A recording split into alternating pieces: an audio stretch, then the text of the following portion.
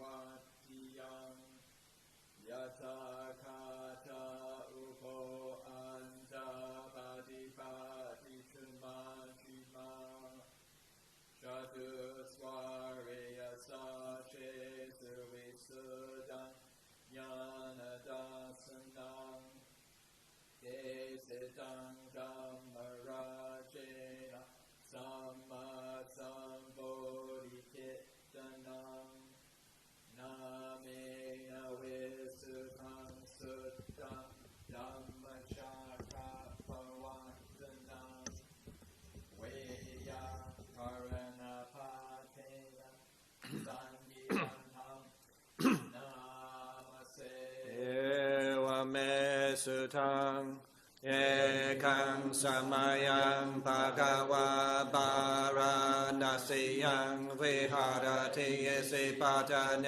เมกดายตาตระโกภะคะวะปัญจวัคคียภิกขุอามันเตสิทะเวเมภิกขเวยันตาภาปะจิเตนะนะเสเวตาภะโยจายังกาเมสุกามาสุกาลิกานุโยโกอิโนกัมโมโพธุจาริโกวานาริโยอนาตตสันหิโตโยจายังอาตากิลมาตานุโยโกจุโกอานาริโยอนาตตสันหิโตเอเตเตเบกเวยุโปวันเตยานุปกัมมามาจิมาปฏิปทาทัตถากเตนะเบสัมปุตตะ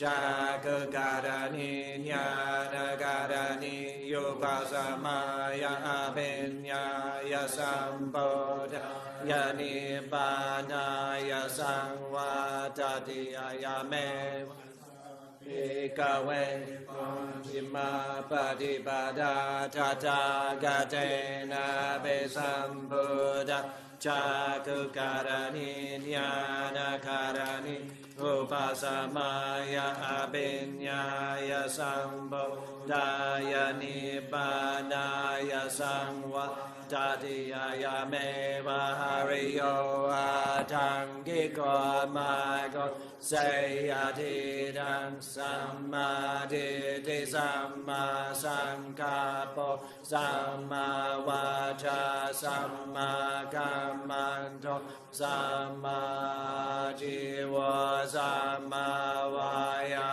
มะสัมมาสติสัมมาสมาธิยังขอสาเบกเวมาจิมาปฏิปทาทัตถากเตนะเบสัมปุตตะจาก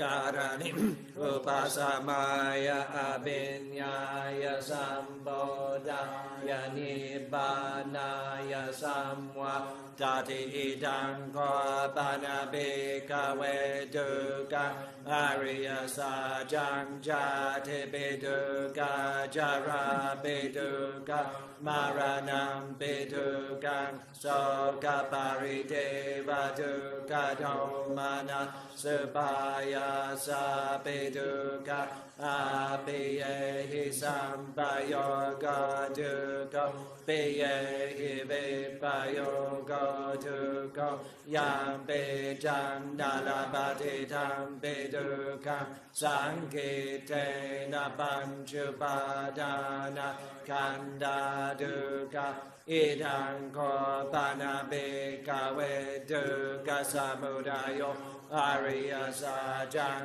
ญายังทันหาโพโนภเวกานันเทระกัสสหกตาตาตระตาตระเป็นนันเทนิไสยติดังกามตัณหาภาวตัณหาวิภาวตัณหาอิทังโคปานาเบกเวทุกะนิโรธอริยสัจจัง โยทัสสะเยปะตัณหายาเสสะเวรากานิโรโดจากโกปะเทนิสาโกมุติอนาลายโยอิดังโคปานาเบกเวดุกานิโรธกามนิปฏิปดาอริยสัจจังอายาเมวะอริโยวะตังกิโกมาโกเสยติดังสัมมาทิ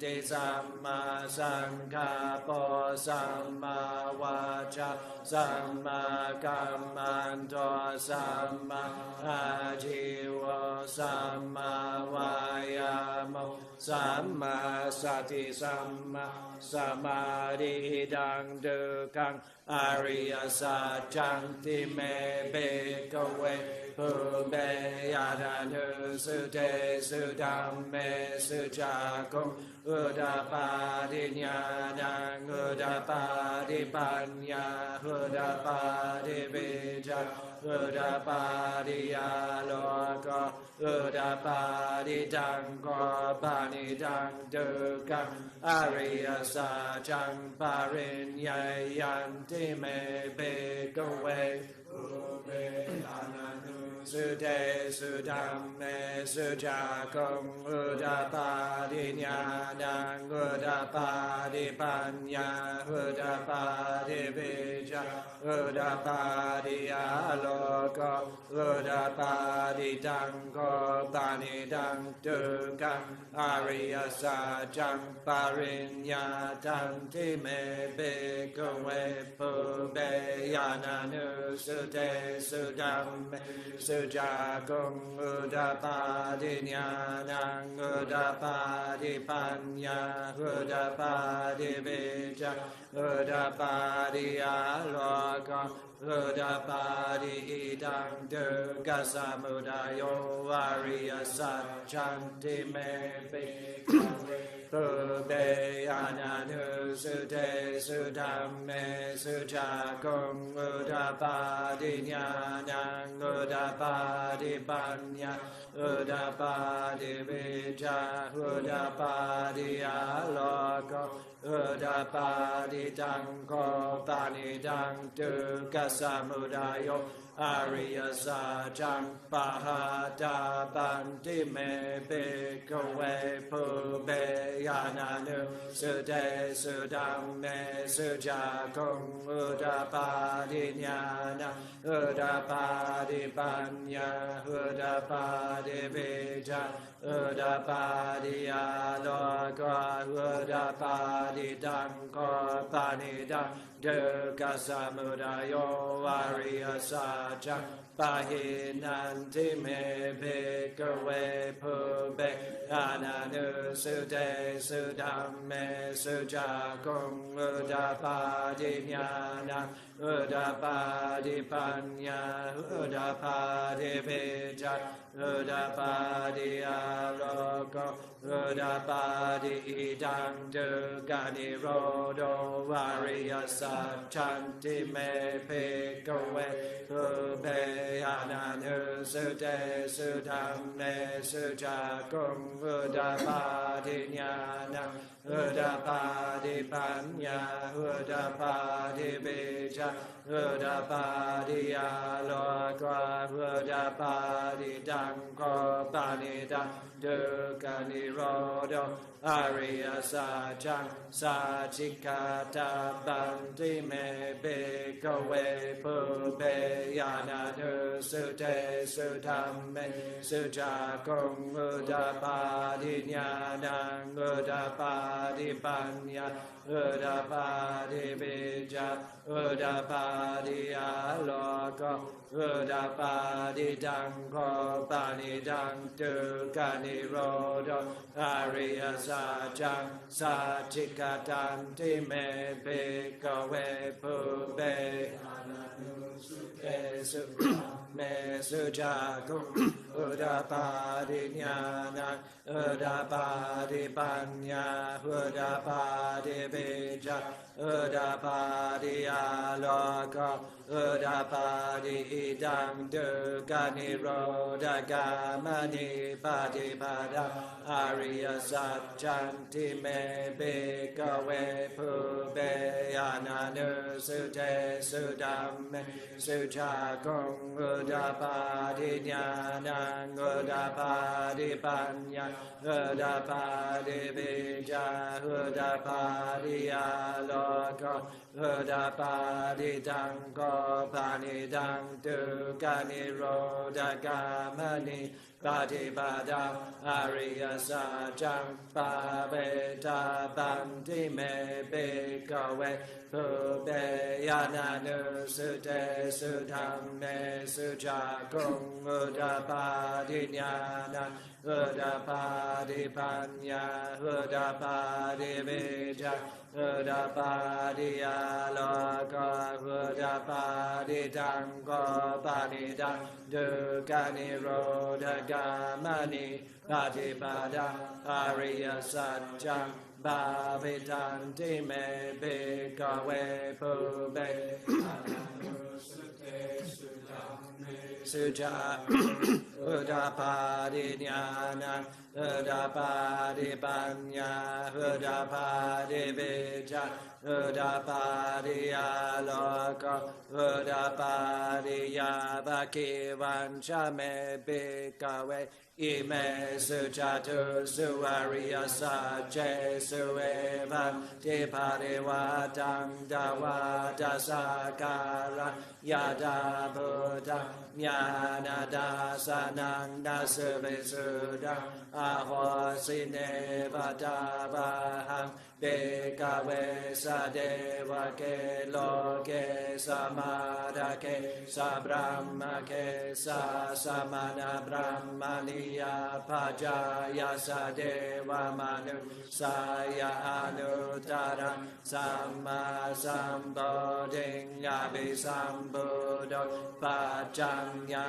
เสงยะโตจักโกเมภิกขเวอิเมสุจตุสุอริยสัจเจสุเอวันติปาริวาตังดาวาตัสสะการะยะถาบุตะญาณดาสนังสุวิสุดังอาโหสิยตาหังภิกขเวสะเทวะเกโลเกสมาดาเกสะบรมเกสะสมณบรมณียาปัจจายสะเทวมนุสายอนุตตรังสัมมาสัมพุทธังอภิสัมพุทโธปัจจัญญาเสญาณัญจปารเมตาสนังอุดาปาติยาคุปะเมวิมุตติยายามันติมาจาตินัตติดานิพุนา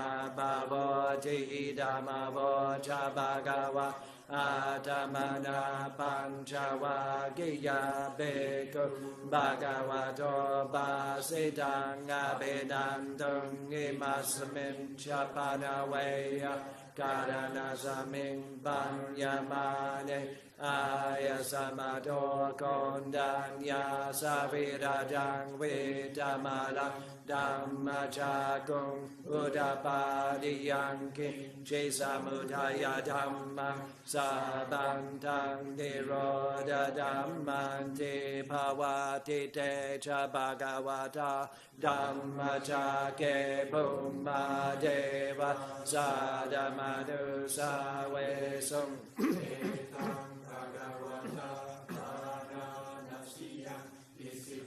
เดมิกาดายยานุตารังธัมมจากังปวาติตังอาปฏิวาติยังสามเณรวะพระมเณรวะเทเวนวะมาเรนวะพระมณาวะเกนะทิวะโลกัสมินติปุมมานังเดวานังสาดังสุตวาจาตุมมหาราจิกาเดวะสาดามานุสาเวสุม จาตุมหาราธิกานังเทวานังสาดังสตวาตาปฏิงสาเดวะสาดามนุสาเวสุตาปฏิงสานังเดวานังสาดังสตวายามาเดวะ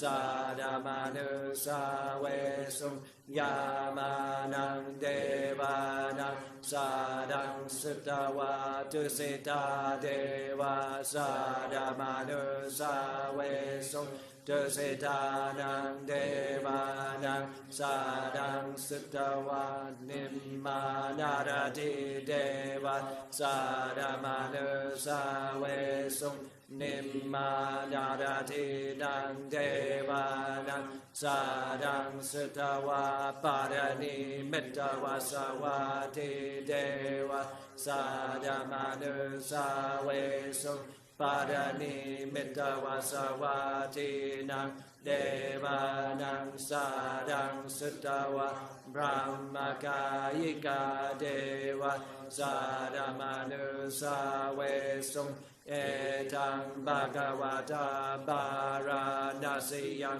อิสิปะทะเนเมกะดาเยยานุตารังธัมมจักขังภวติทังอาภาติวาติยังสมณเณนะวะบรามเณนะวะเดเวนะวะมาเรนะวะบรามมุนาวะเกนะทิวะโลกัสสมินทิเยติหาเทนะกะเนนะเตนะมะหุเตนะยาวะบรามโลกัสสะโดอะภุกัจฉิยายัญชะตัสสะสะหาสิโลกดาตุสังกัมปิสัมปะกัมปิสัมปะเวทิยาปมาโนชาโอลาโรบาโสโลเกปาตุระโหสิยติกาเมวะเดวานังเดวานุปา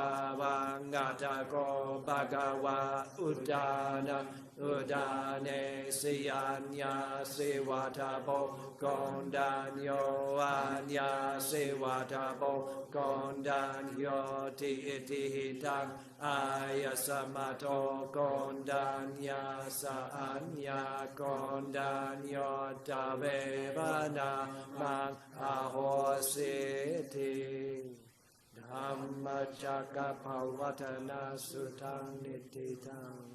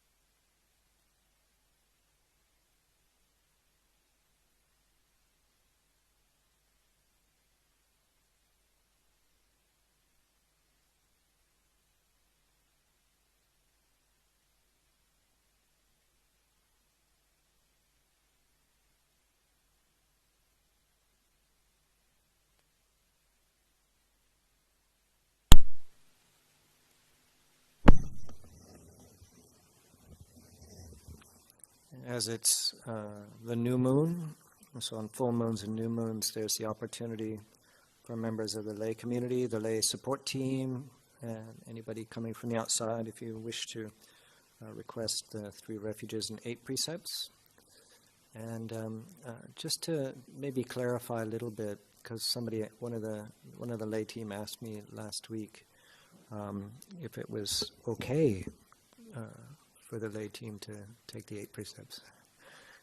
But definitely, yeah. I mean, in fact, it's a great opportunity. It's not obligatory. Please, nobody should feel compelled to do that. If this is something that's this type of ceremony just doesn't work for you. But as you're all living here on the 8 precepts, it's a lovely opportunity to refresh them, remind ourselves of that. So if you are going to participate, it begins on page 131 in the dark brown volume and begins with 3 bows. So when you're all, those of you who are planning to do this when you're all ready, you can bow together.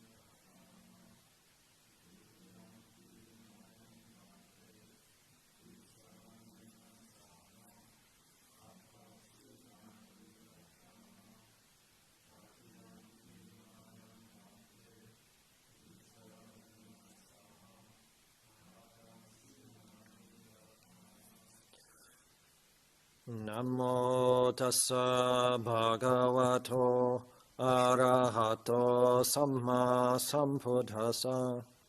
Namo tassa bhagavato arahato samma sambuddhassa. Namo tassa bhagavato arahato samma sambuddhassa.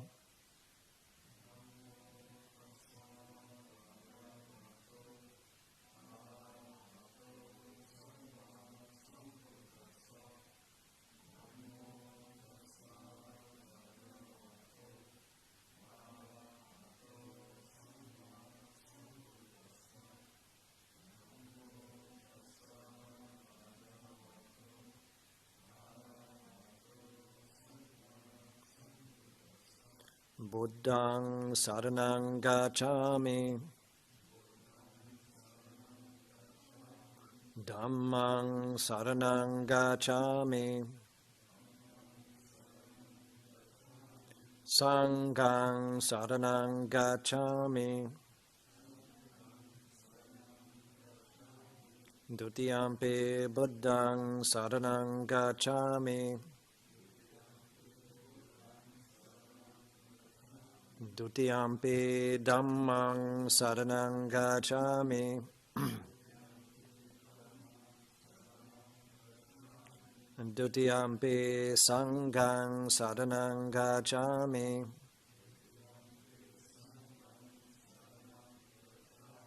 Tatiyampi Buddhaṃ saraṇaṃ gacchāmi,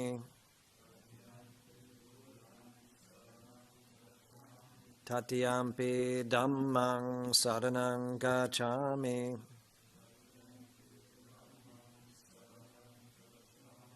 Tatiyampi Sanghaṃ saraṇaṃ gacchāmi, Tisarana gamanaṃ nittitaṃ. Bhānātipātā veramani sikkhapadang samādhiyāmi.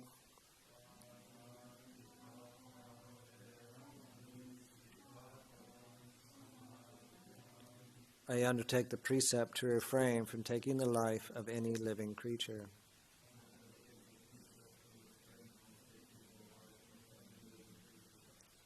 Adinna dana veramani sikkhapadang samadhiyami.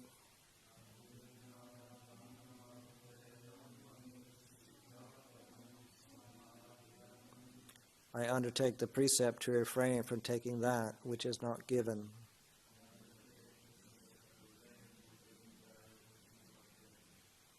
Brahmacharya veramani sikkhapadang samadhiyami.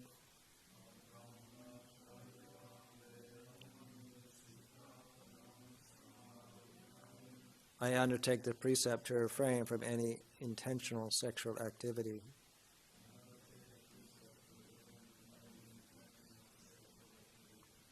Musavada veramani sikkhapadang samadhiyami.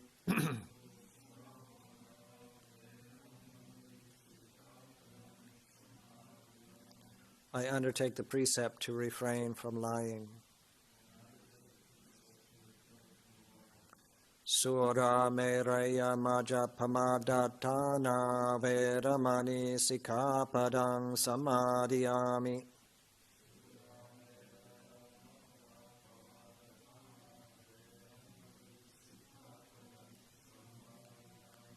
I undertake the precept to refrain from consuming intoxicating drink and drugs that lead to carelessness.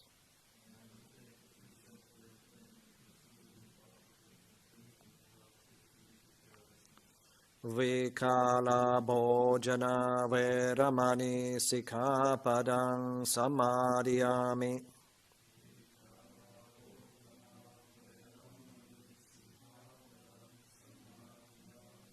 I undertake the precept to refrain from eating at inappropriate times.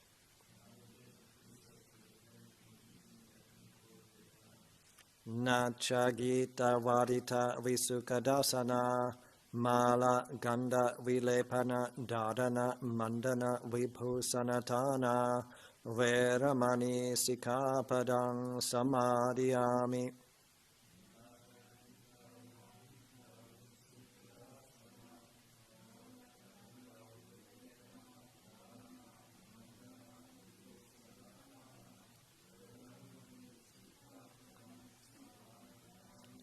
I undertake the precept to refrain from entertainment, beautification, and adornment.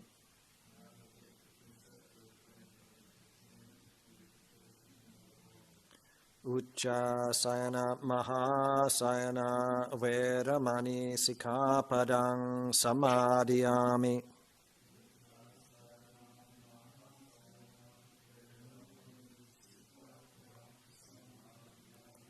I undertake the precept to refrain from using a high or luxurious sleeping place.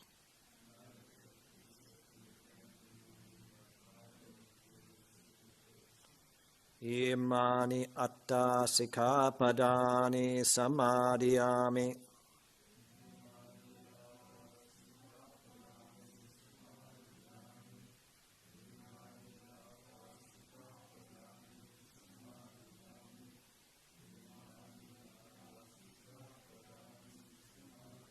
Yemani atta sikkhapadani silena sugatinyanti silena bhoga sampada silena diputinyanti tasma silang visotaye.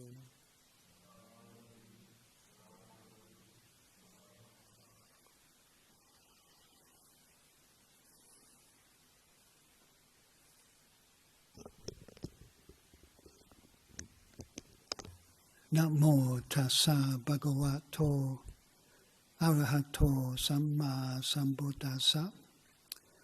Namo tassa bhagavato arahato samma sambuddhassa. Namo tassa bhagavato arahato samma sambuddhassa. Buddhang dhammang sanghang namasami.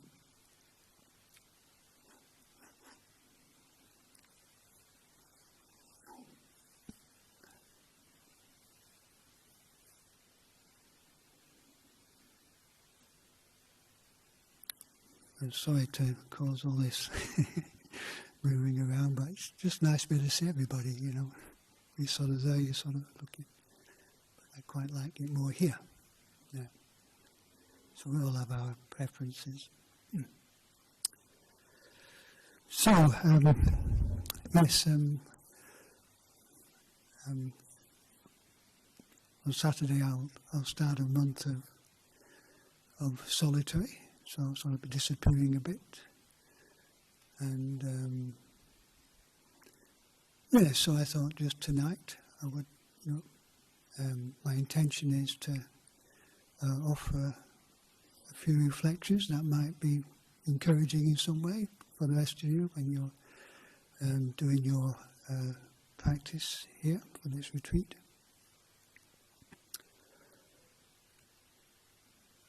And yeah, because it's not an easy practice.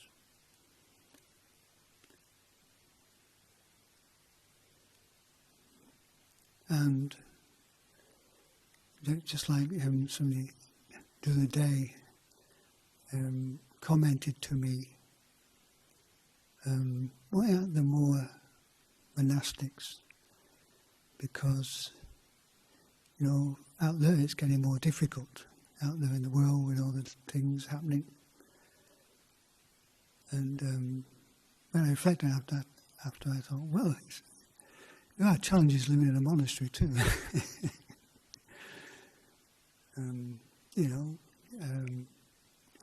Getting up at 4:30 in the morning, meditating, dealing with difficult mind states sometimes, physical pains, 1 meal a day, no entertainments. And in a community, you don't choose who you live with. So naturally there'll be people who maybe we get on with better than others. Some people we see eye to eye. Some people we have differences.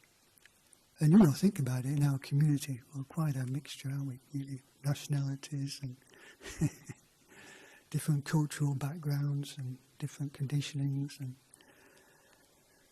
yeah, so there's things to learn here. And, some people we enjoy, some people irritate us. All part of living in community, isn't it?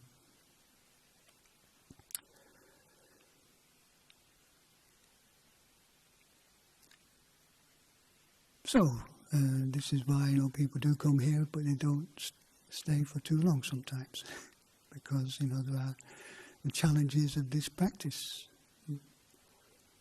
and it's not easy. Well, I'm actually talking from my perspective, but maybe some of you share my perspective. But I always reflect this saying in the Dhammapada by the Buddha. It's easy to do those things that are not of great benefit. But to do things that are really beneficial is very hard to do. It's a saying from Dhammapada. It's not easy to, watch movies, listen to music, enjoy the pleasures of the senses. Easy to get into frivolous conversations, maybe.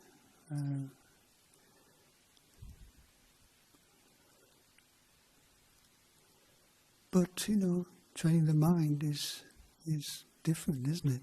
Not so easy.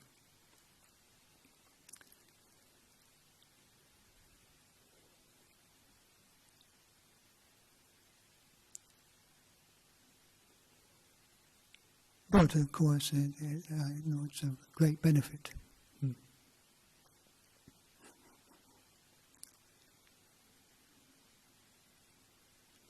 So I'd like to share just a couple of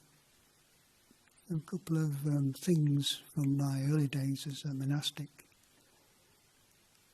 and some of the difficult times and what actually came out of them. Because sometimes, when we're meditating and going through difficulties, we think, oh, it's all hopeless, and we're not really, getting anything out of it, same old stuff, and bearing with it. And in my second year as an Anagarika, I was sent to Hanam Monastery. And staying up there were 3 monks and 2 Anagarikas. It was just a house in those days. This is in 1983. And the monk in charge was very keen on getting the place looking very spick and span and doing lots of modifications. And it was really, it kept us working. And then, besides that, the other Anagarika with me didn't like me, and I had to share a room with him. And I was in my tidy phase at that time, and he'd even throw things on my bed, So there's lots of, so I had to fold them up and put them neatly back in his bed, and probably irritated him too, actually, but anyway. So, a lot of work, and sometimes he'd have us working till 10 o'clock, 11 o'clock at night, doing these different, getting everything ready for certain occasions, or wanting to get this done quick. And I went through it, and that's probably the only time in my monastic life where this voice came up quite strong, I'm out of here. But I stuck with it.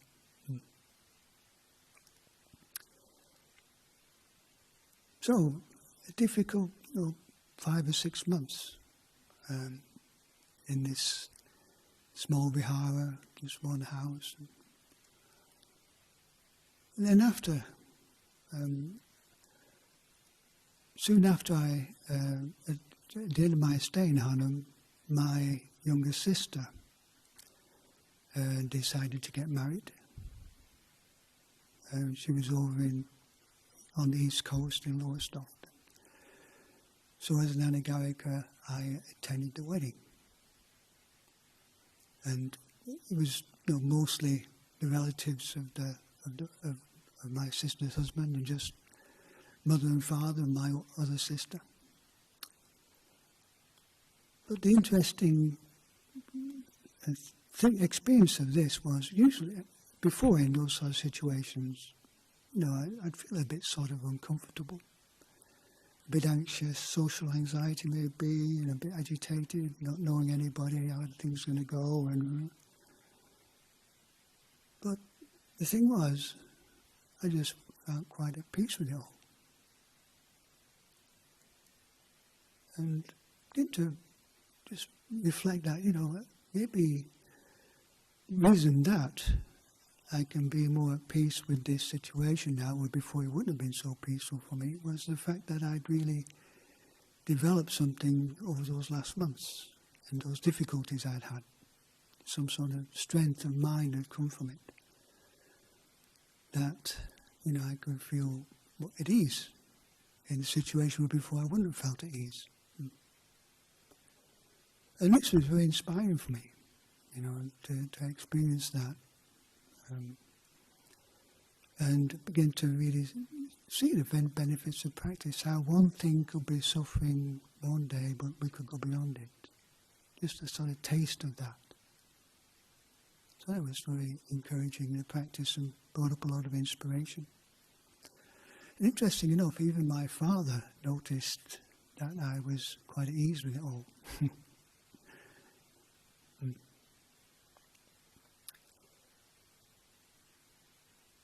So, difficult 5 months, but some benefit there.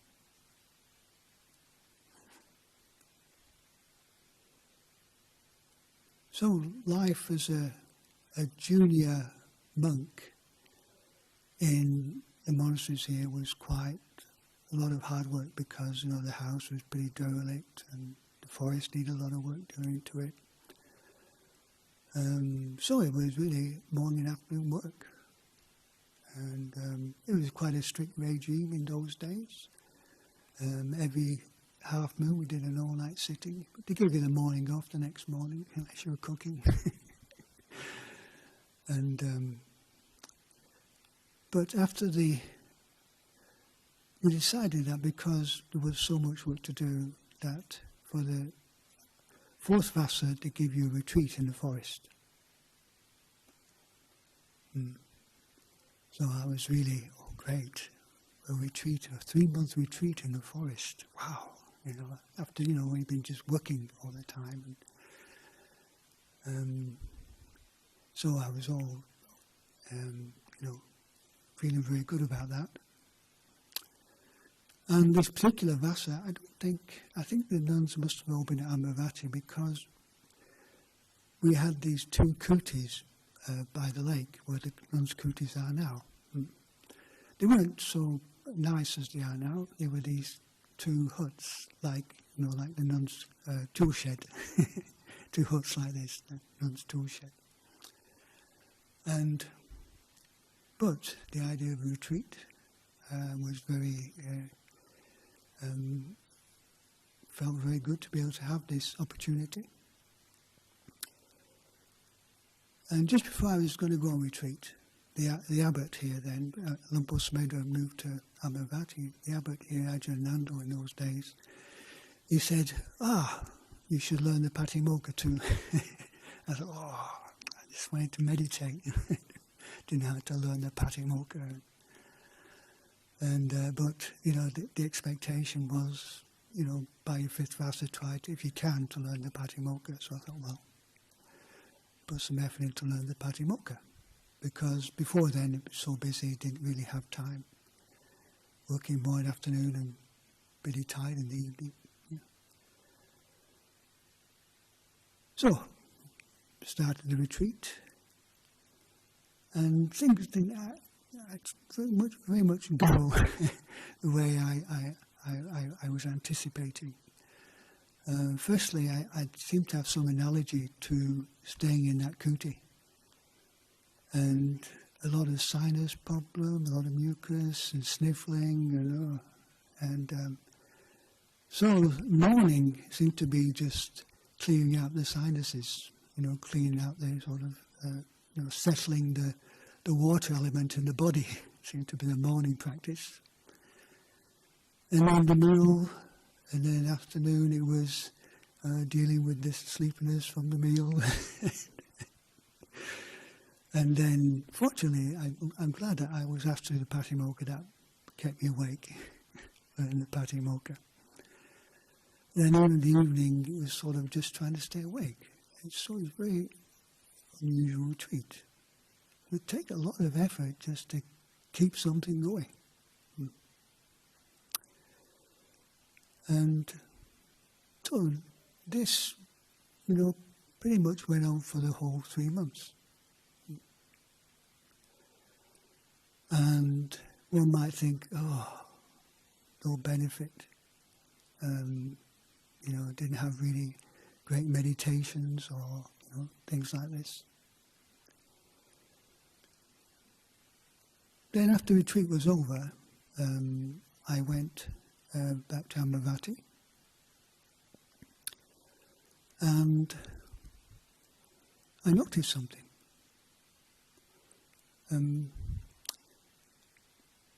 You know, in my sort of early, after university, I was starting to feel a bit sort of depressed. And even though through, you know, the Dhamma practice, the effects of it lessened, I still used to feel this sort of slight, you know, sort of heaviness some mornings especially. Slightly depressed state. But after that retreat, it didn't happen anymore. I didn't get into that slightly depressed state anymore. So the effort just to maintain something during that retreat had a good effect on the mind. So even though at the time I thought, well, because sometimes we can judge the benefit by the quality of the meditation, maybe, or the sort of pleasant states or samadhi states, or whatever. But that retreat was just a workout, but getting a bit benefit. So I say, don't judge the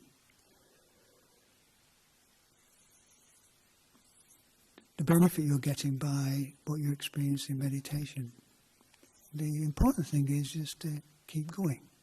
So I kept going. It was a difficult 3 months, but I did keep going. Try to keep with a routine and learn the Patimokkha, and there was benefit.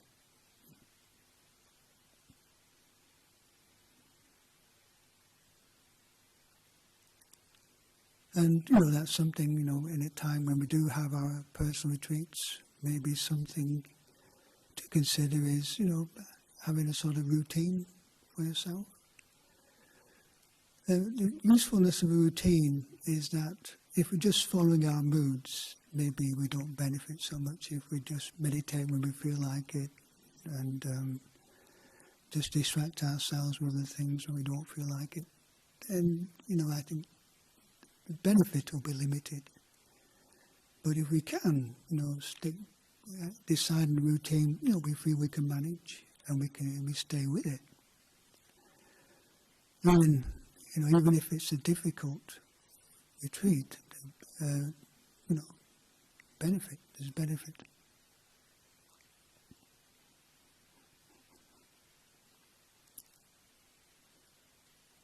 So I would say in my monastic life, I haven't sought out suffering, but more or less the willingness to learn from whatever suffering came along. So I never was into any sort of extreme practices or anything like that.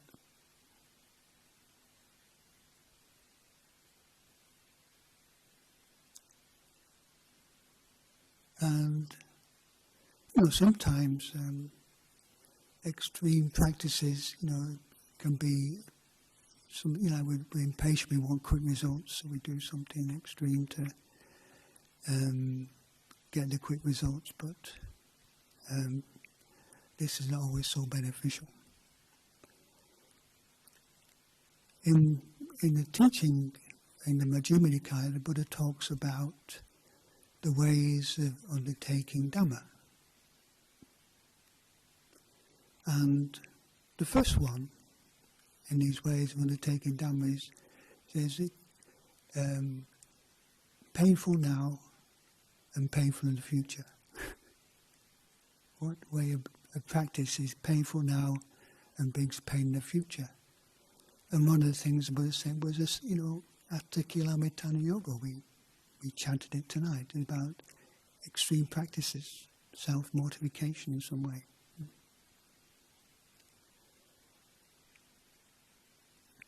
The other thing the Buddha talked about, painful now and painful in the future, is when we're doing skillful things, when we're experiencing a suffering state, mainly around breaking precepts. Greed, hate, and delusion leads us towards getting aggressive, violent, or whatever. Not doing things that are skillful. So it's just painful, bringing more pain.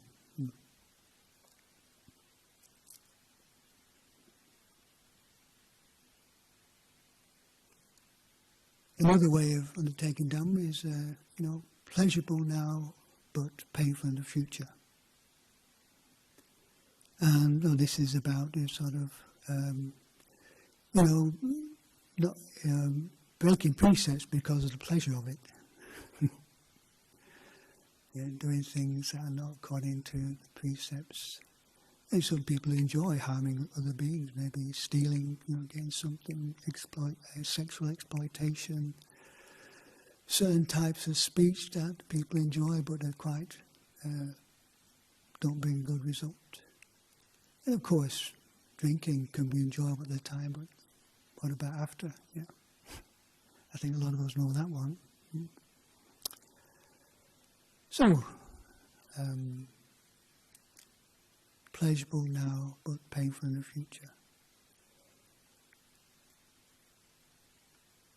Something that sort of realized to my sort of slight insight that came in my university days, because I really, there's so many exciting things to do at university, and I sort of overdid it a bit. But I did notice the higher you climb, the farther you fall. And you get all this sort of seek out excitement, but when it goes, then you sink. And maybe that's why I did experience some more depressed states, because I overdid it a bit.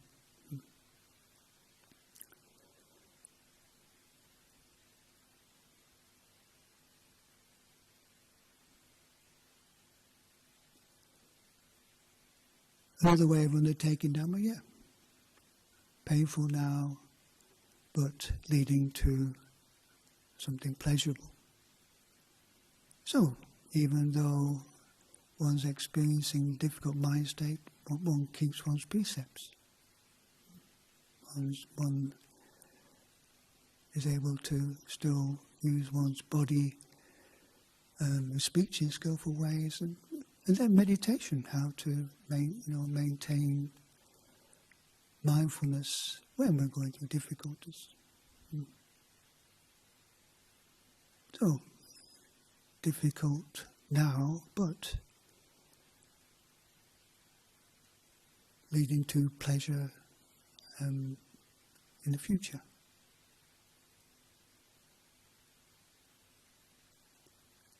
So maybe a lot of us can relate to this mode of practice. Difficulties now, but if we keep with the practice, maybe we begin to experience some sort of well-being from our meditation, from our life here, especially as we do lessen the effects of the hindrances and defilements as we learn to let go.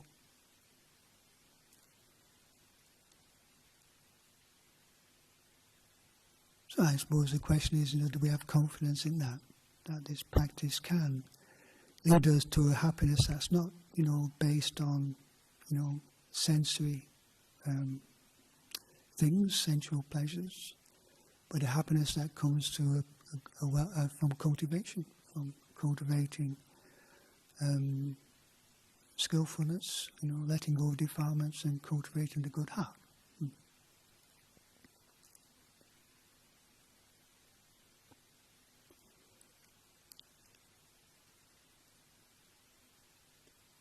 Then pleasurable now, leading to more pleasure, is, when we do, when the meditation is going well, even though it's a pleasurable thing, it leads to, deeper insights.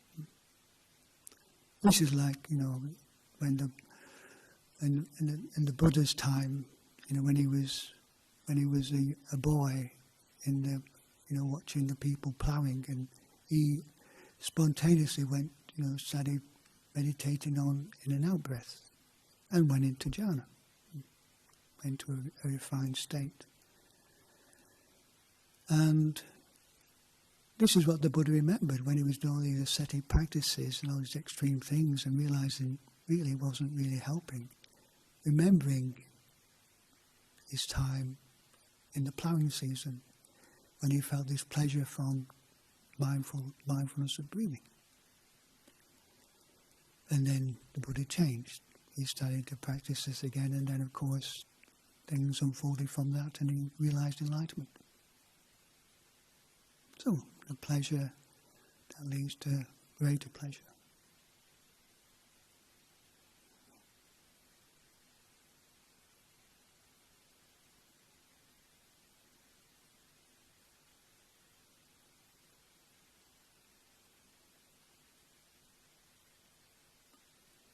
So, this is the life of transformation. And speaking of like transformation, quite a nice theme that actually Hipsiko is going to be giving talks on is about parameters, the 10 parameters.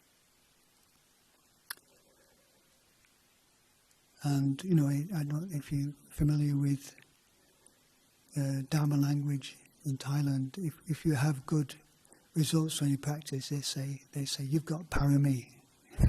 you've got parami to be able to have good meditation and good results from the practice. And of course, the more parami that's accumulated, this is supports the practice.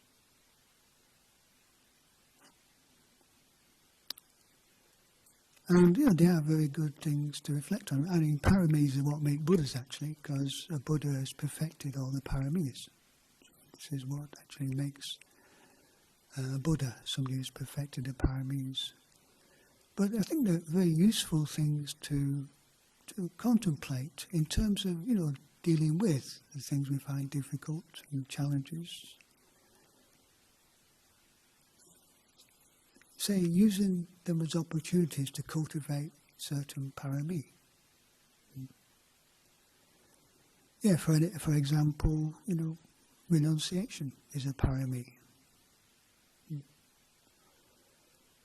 So when we don't get what we want, maybe we can contemplate, it's an opportunity to cultivate renunciation parami.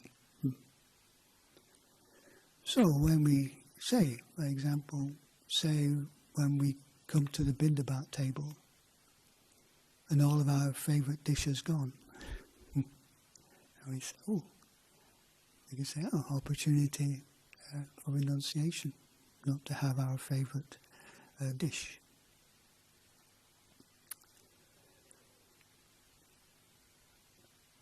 I talked about, sort of a routine, determining a routine for our retreats, our personal time. Adhitthana, that's also a parami.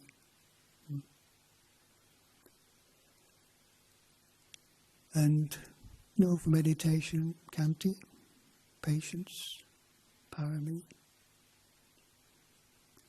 So it's not just meditation in monastic life, many occasions for us to cultivate patience. Waiting for this, waiting for that.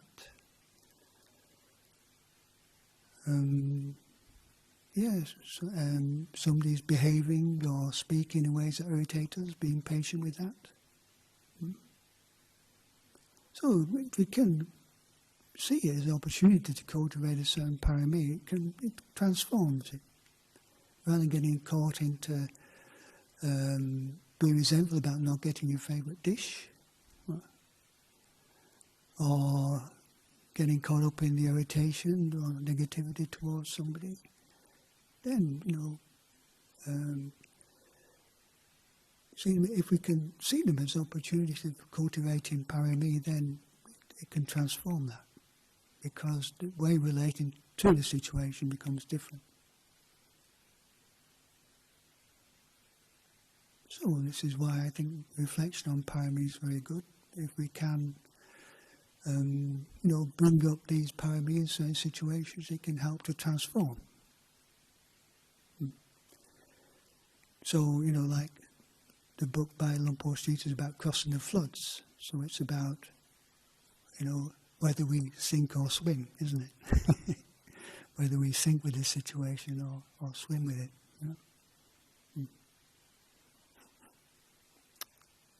So I think that's a nice thing to contemplate during this retreat time.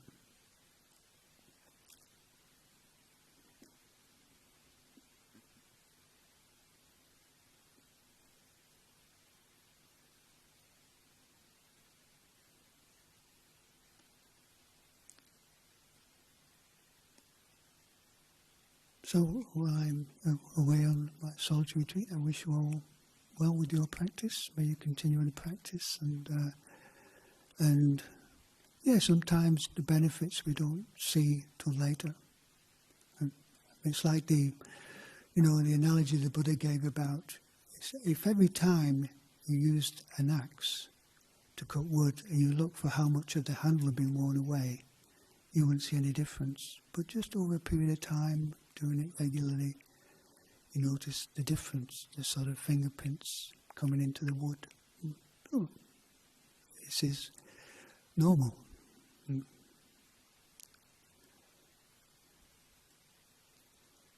So wish you well. I do wish you have a good experience with your meditations and some good insights to,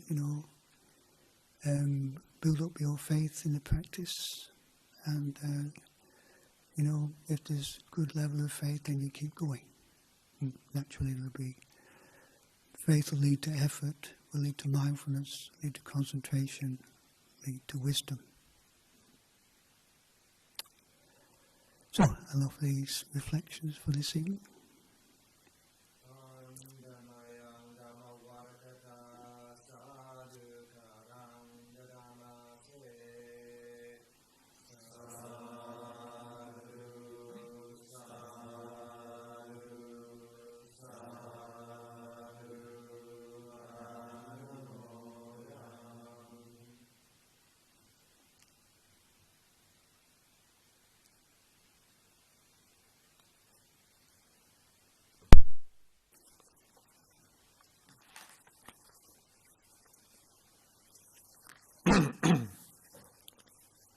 Now let us chant the verses on the highest blessings.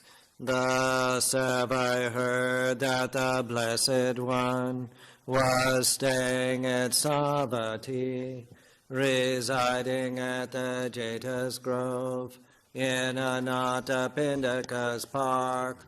Then in the dark of the night, a radiant Deva illuminated all Jeta's Grove. She bowed down low before the Blessed One. Then standing to one side, she said, Devas are concerned for happiness and ever long for peace. The same is true for humankind. What then are the highest blessings? Avoiding those of foolish ways, associating with the wise, and honoring those worthy of honor. These are the highest blessings. Living in places of suitable kinds, with the fruits of past good deeds, and guided by the rightful way. These are the highest blessings. Accomplished in learning and craftsman skills, with discipline highly trained, and speech that is true and pleasant to hear. These are the highest blessings. Providing for mother and father's support, and cherishing family, and ways of work that harm no being. These are the highest blessings. Generosity and a righteous life, offering help to relatives and kin, and acting in ways that leave no blame. These are the highest blessings. Steadfast in restraint, and shunning evil ways, avoiding intoxicants that dull the mind, and heedfulness in all things that arise. These are the highest blessings. Respectfulness and being of humble ways, contentment and gratitude, and hearing the Dhamma frequently taught. These are the highest blessings.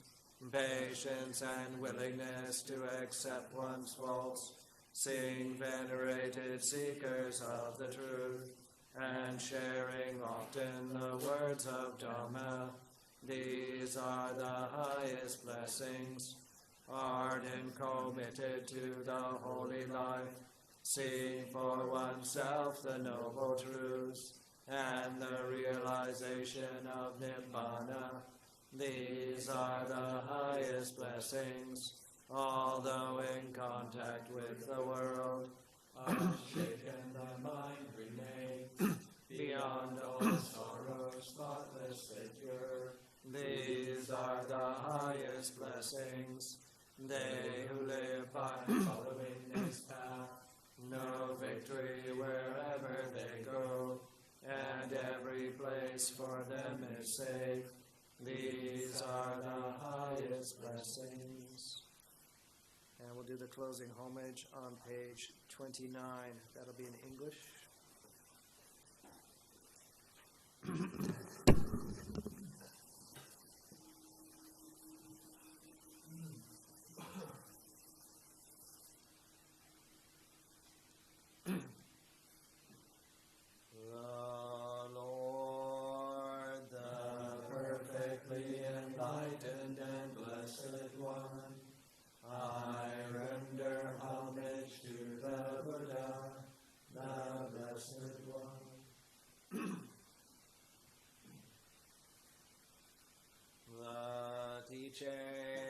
So completely explained by him, I bow to the Dhamma.